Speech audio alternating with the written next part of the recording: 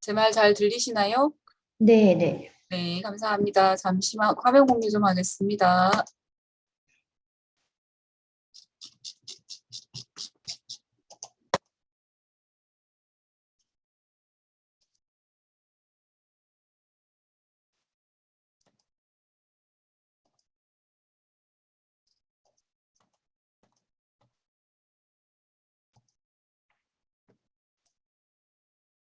네, 안녕하십니까. 저는 계명대학교 동산병원 김진영입니다. 지금부터 튜머 리스판스에 대해서 말씀드리도록 하겠습니다. 우리 시스트는 이제 리스판스 이밸루에이션 크라이테리아 인 솔리드 튜머고요. 그다음에 IR이라는 게 붙게 되죠. 이게 뭐냐 하면 이뮨 릴레이티드 리스판스입니다. 요즘 면역 항암제를 많이 쓰고 있기 때문에 거기에 대해서 다시 한번 좀 보도록 하겠습니다. 그래서 보면 이게 지금 조금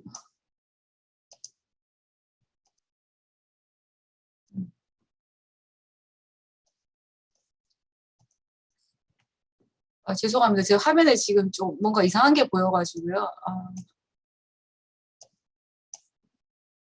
그냥 하겠습니다. 여러분 화면에서 안 보였으면 좋겠는데 그 화면만 보이고 있는 거 맞나요, 선생님? 네, 화면만 네네, 보여요. 다행입니다. 예, 그래서 순서는 이렇게 진행하도록 하겠습니다.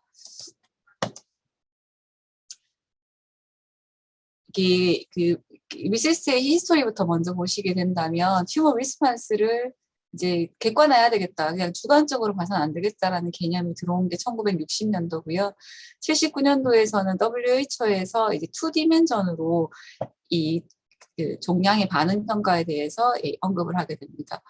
그 이후에 이게 너무 2차 방법이 중요하긴 하지만 이게 너무 좀 복잡했던 거죠. 그래서 어느 정도 단순화시켜서 연구를 좀 빨리 진행하는 게 필요하겠다라는 개념이 들어오게 됐고요.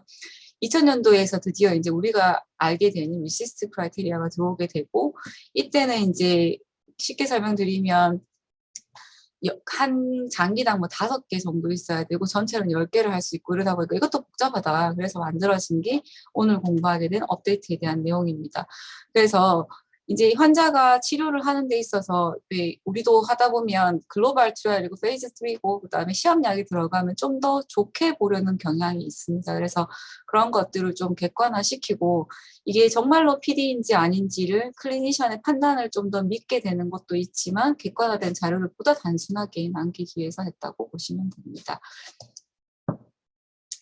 여기 보시면 이제 이 효용이 얼마나 좋은가 그리고 우리가 이게 잘 조정이 되고 있는가를 보기 위해서 이제 클리니컬 트라이얼을 하게 되죠. 그래서 클리니컬 트라이얼을 하는 데 있어서 이게 얼마나 좋아졌는가 그리고 그다음에 환자가 얼마나 베네핏을 얻게 되는가가 중요하게 될 것입니다. 그래서 우리가 연구할 때 1980년대에 보면 에피커시가 프롤롱드 라이프 그러니까 삶의 오버롤 서바이벌이 좋아지는 거, 그 다음에 큐어일이 좋아지는 거, 그 다음에 이제 이 두 개 중에 한 가지가 만족돼야지 약이 효과가 있다라고 알게 되는 거죠. 그래서 보시면 1920년, 1992년도에 들어오게 되면 이게 기존에 우리가 페이즈 3를 하게 되면 보통은 연구 종료될 때까지 한 최소한 4, 5년 이상이 걸리게 됩니다.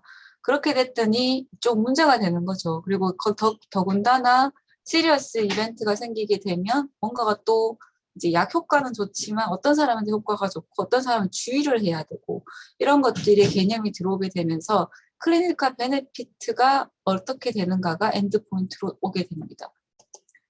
그리고 이제 그러고 나서는 이제 오버럴 서바이벌, 디지즈 프리 서바이벌 이런 것들을 보게 되는데 전체 생존율은 임상시험 참여할 때부터 사망할 때까지의 기간이죠. 그래서 임상시험 참여부터 하는 경우도 있고 약이 들어가는 시점부터 보는 경우도 있고 혹은 이제 동의한 날로부터 보는 여러 가지가 있는데 그거는 이제 임상시험 그리고 스터디 디자인 처음에 할 때 따라서 가는 거라고 생각하시면 될 것 같고요. 우리가 오늘 보게 되는 것 중에 제일 중요한 것 중에 하나는 디지즈 프리 서바이벌, 뭐 때로는 이게 컨트롤 서바이벌 뭐 이런 얘기도 하게 되고 여러 가지 뭐 TTP, 타임 투 프로그레션 뭐 이런 것들도 비슷한 개념으로 작용하게 됩니다. 그래서 임상시험 참여부터 사망이나 재발할 때까지의 시간 혹은 병이 악화가 될 때까지의 시간 여러 가지 비슷한 개념으로 하게 되고, 이 또한 뭐 대부분은 컨센트를 받는 그때부터 이제 시작이 되는 시점이라고 보면 되겠습니다. 보시면 이제 time to progression, progression survivor, PFS 뭐 이런 것들 얘기를 하게 되는데요. 처음에 암을 진단을 받게 되면 이 암 진단 받은 시점부터 어떤 식으로는 치료가 들어가게 되면 병이 좋아지게 됩니다. 근데 병이 제일 좋아질 때까지의 반응을 보아서 리스판스 레이트라고 하죠. 결국은 암이 진행을 할 거니까 환자가 처음 리스판스를 보였을 때 혹은 베스트 리스판스를 보였을 때 얼마나 좋아졌는가, 스테이블인가, 처음부터 프로그레션인가, 혹은 굉장히 많이 좋아져서 파셜 리스판스를 보이는가, 아니면 혹은 더 좋아지게 만들어서 컴플리트 레미션을 보이는가가 리스판스 레이트라고 볼 수 있고요. 암이 좋아졌다가 나빠질 때까지의 시간을 time to progression, 거기에서 이제 서바이벌 개념이 들어가게 되면 progression free survival이 되게 됩니다. 혹은 이게 뭐 돌아가시는 걸 수도 있을 수 있겠고, 어떠한 것든지 이벤트가 생기는 것을 말할 수 있겠고요. 그 다음에 이게 암 환자가 처음 진단을 받아서 치료를 받고 있다가 병이 나빠졌고 세컨 트리트먼트를 들어갈 수도 있고 안 들어갈 수도 있고, 좋아질 수도 있겠고 계속 나빠질 수도 있겠는데, 어떠한 이게 클리닉 지금 현재 임상, IP 드럭이라고 얘기하는 그것들이 들어가고 난 다음에도 혹은 치료가 종료된 다음까지도 계속 관찰을 해서 환자가 어떠한 이유로든지 뭐 교통사고도 있을 수 있겠죠. 그래서 사망할 때까지의 시간을 오버롤 서바이벌이라고 얘기하게 됩니다. 그러면 이제 그 오버롤 서바이벌의 최대 장점은 그래서 이 환자가 오래 살았어. 환자들이 제일 궁금한 것도 그렇고 제약회사도 그렇고 의사도 그렇죠. 이 약 때문에 오래 살았어? 라는 거에 대답은 오버롤 서바이벌이라고 할 수 있겠지만, 이게 이제 어떻게 보면은 위암 같은 경우에 특히 서양하고 우리나라하고 차이점 자체가 처음에 치료했을 고 두 번째 치료하고 세 번째 치료하고 네 번째 치료하고 계속 치료를 끝까지 받는 게 누구한테 더 많냐에 따라서 이 오버롤 서바이벌이 정해지기 때문에, 그런 이게 이제 다음 약제에 대해서 반응 영향을 받을 수 있다는 게 단점이 될 수 있고, 또한 너무 길어질 수 있기 때문에 뭐라 그러죠? 이게 쉽게 말해서 환자가 그 다음 치료 약제 반응을 받기 때문에 첫 번째 들어간 약 때문에 오래 사는 건지 두 번째, 세 번째, 네 번째 계속 들어가면서 좋아지는 건지를 직접적으로 알 수는 없다는 게 단점이죠. 타임 투 프로그레션 같은 경우에서는 이제 랜덤하고 나서 이 병이 진행될 때까지의 시간이고, 무진행 생존율이라는 것은 뭐 예를 들어서 프로그레션 프리 서바이벌로 되게 되는데 병이 진행을 하거나 죽는 시간까지도 포함될 수 있다는 것을 알고 계시면 되겠습니다. 반응률, 오늘의 제일 중요한 주제라고 할 수 있습니다. 그래서 영상이나 신체 계측으로 종량 측정하는 거고요. 그다음에 반응이 있다, 리스판스 레이트가 있다라고 그런 것을 컴플리트 레미션 플러스 파셜 레미션에 따라서 얘기할 수 있습니다. 약제에 대해서 직접적인 영향을 받는 것이고요. 증상 조절이나 질병 진행 판단을 할 수 있습니다. 현재 치료를 유지할 것에 대한 가이드라인에 대해서 이제 제일 중요하게 말할 수 있는 것이라 할 수 있기 때문에 이게 제일 중요한 개념이라고 볼 수 있습니다.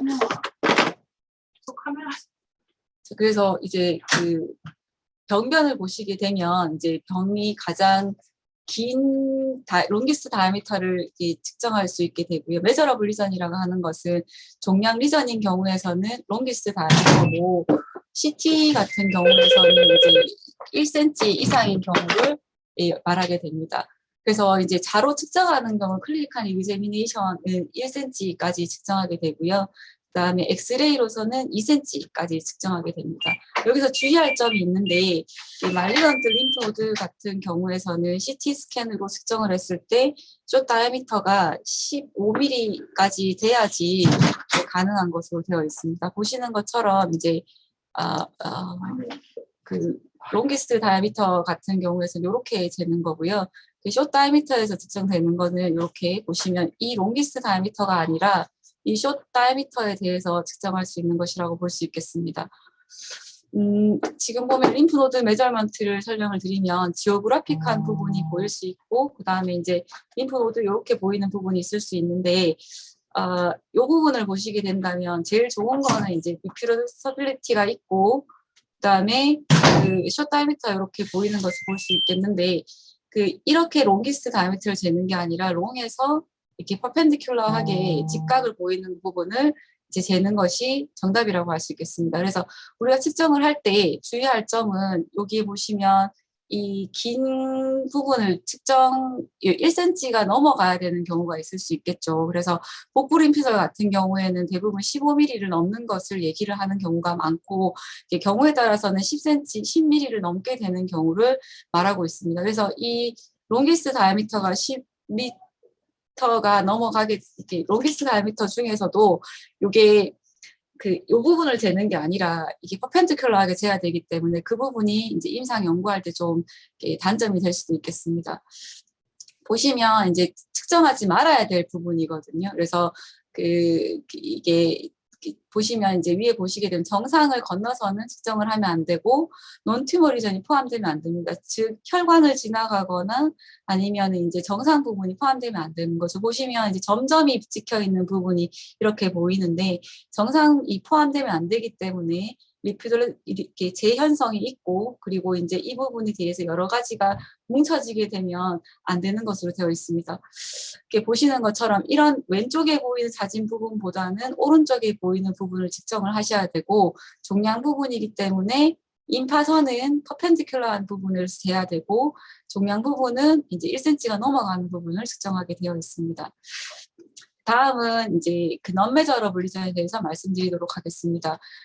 튜머 리전은 1cm 미만이거나 아니면 임파선 같은 경우에서는 이제 10mm는 넘고 15mm는 밑으로 오죠. 왜 그러면 10mm를 측정하냐 하면 복부 림프절이나 경부 림프절 같은 경우에서는 워낙 다양하기 때문에 다양하게 만약에 뭐 설사를 한다든지 아니면 감기를 앓다든지 아니면은 이제 환자가 보시는 것처럼 최근에는 또 특히나 겨드랑이 임파선 같은 경우에서는 예방 접종을 맞거나 하는 경우에서 생길 수 있기 때문에 이런 부분이 있을 수 있겠습니다. 또한 렙토메닌지얼 시딩이 있거나 아니면은 이제 흉수나 아니면 복수나 아니면 심장을 둘러싸고 있는 막에 물이 생기는 경우에서도 non-measurable 리전이라고 할 수 있겠고 그 다음에 이제 인플라메터리 브레스트 디지즈라든지 아니면 림판자이티 큐티스, 풀모니스 이런 경우도 생길 수 있겠고 업도미널 메스가 있거나 올가노메갈리가 있거나 아니면 이제 그런 것들이 피지컬 이그자민에서 생길 수 있는 측정되는 경우는 꼼꼼하게 기록을 해놔야 되는 부분이라고 할 수 있겠습니다.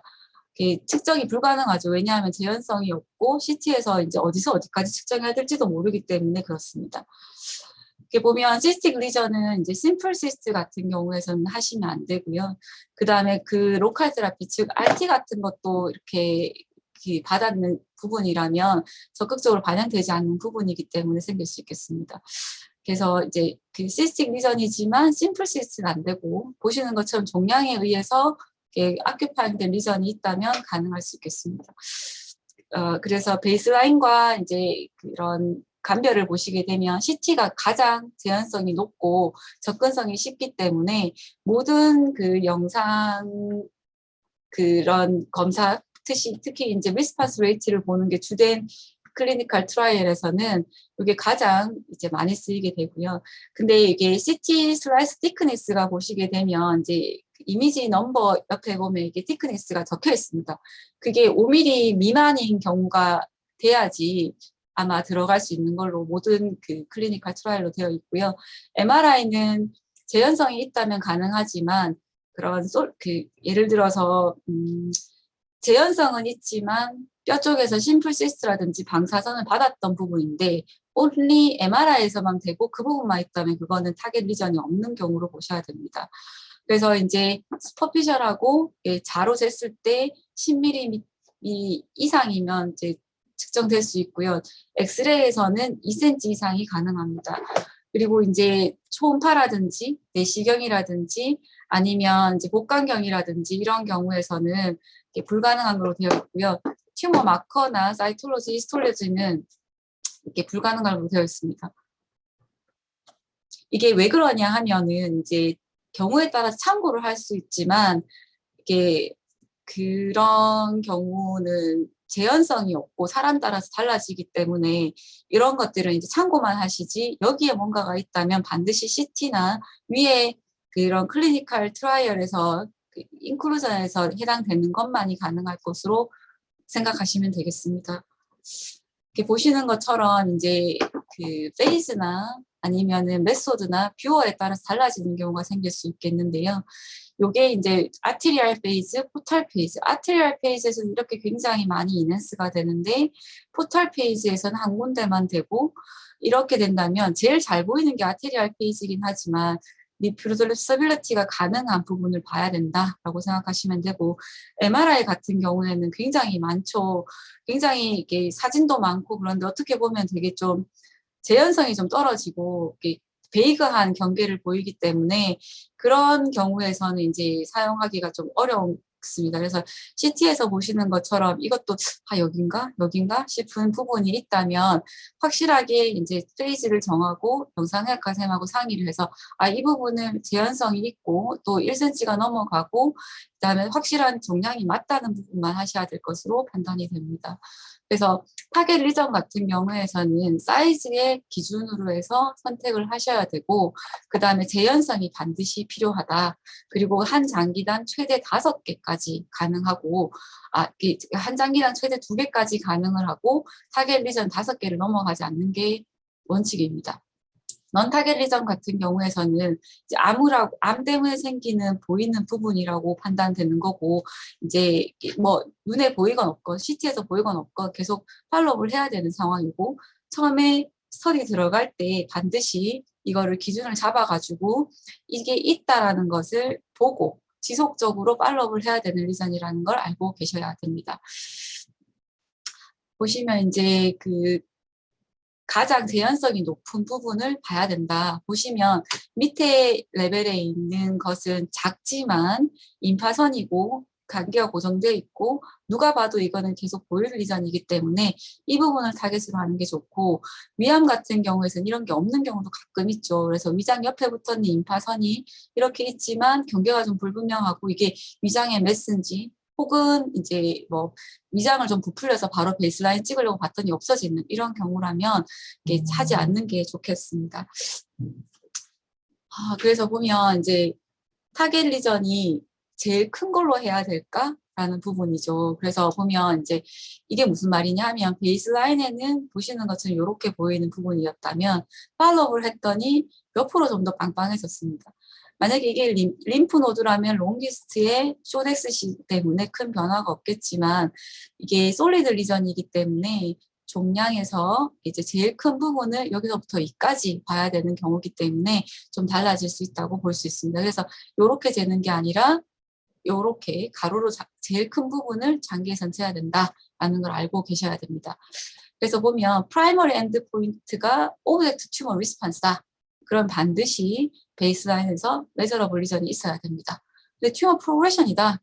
그러면 이제 클리니컬 트라이얼을 짤 때 메저러블 리전이 있더라도 이렇게 프로토콜에서는 포함할 수 있다라는 걸 알고 계셔야 될 것 같습니다.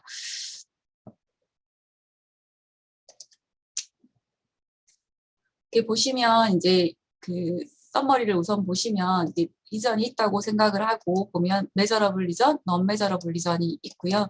메저러블 리전에서 표적 장기가 있고 그 비표적 장기가 있고 그다음에 넌 메저러블 리전 다 비표적 장기가 될 수 있습니다. 그래서 뭐든지 간에 반드시 기록을 해놔야 되고 최대 5개, 장기당 2개 그리고 넌 타겟 리전도 이거 뭐 중요한 거 아니겠지 싶어서 기록을 안 해놓으면 나중에 이게 프로그레션이 되게 되면 이게 메이저 바이올레이션이 될 수 있기 때문에 반드시 기록을 해야 됩니다. 제가 잡음이 계속 들려서 잠시만 쉬고 요거를 헤드셋으로 변경하고 진행하도록 하겠습니다. 죄송합니다.